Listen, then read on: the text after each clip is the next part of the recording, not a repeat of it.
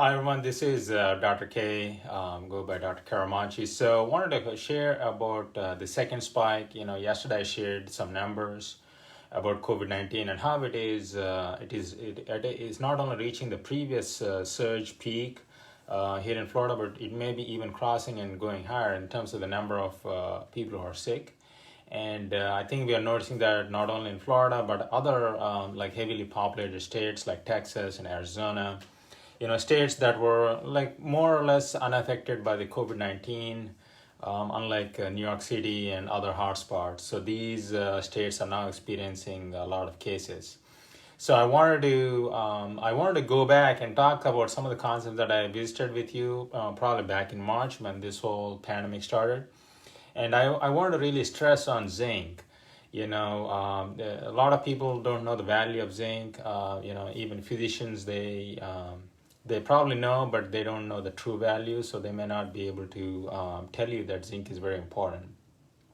So zinc, most people are deficient in zinc. According to some documented reports, around 31% of the world population is deficient in zinc.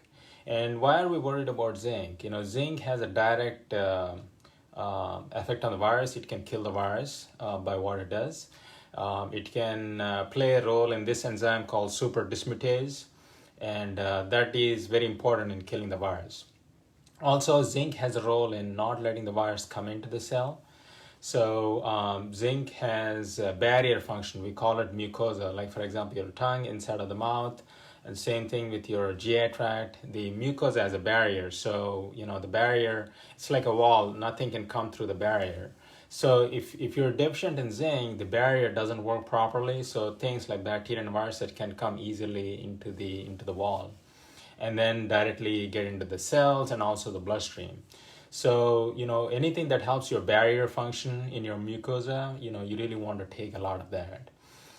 Zinc is known to prevent a lot of deaths. According to a WHO report back in 2004, zinc deficiency was primarily responsible for around 170,000 deaths from pneumonia, around 100,000 deaths from malaria, and other infectious diseases. So zinc deficiency is known to be associated with a lot of deaths, in the past.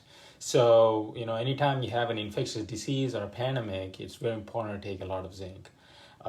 Here in the hospital, I prescribe 220 milligrams. There are other brands, so the dose can vary depending on which type of zinc you're taking. Some of them, the dose can be between 30 and 60 milligrams. Here in the hospital, the one I give is 220 milligrams twice a day.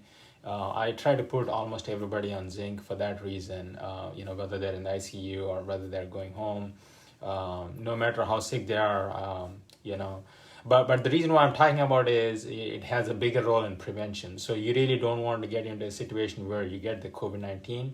You want to prevent that as much as possible. So try to take foods that contain zinc. Try to take as much possible zinc over the next few months. I believe we're going to see this in the second spike. We're going to see a third spike, probably in the winter. It is concerning, but also, if you're able to protect your health as much as possible, you can go about your life. If you're traveling and so forth, I think, taking this particular vitamin zinc is going to really help you. So share below and, comment below. And also, if you're on YouTube, subscribe to my channel.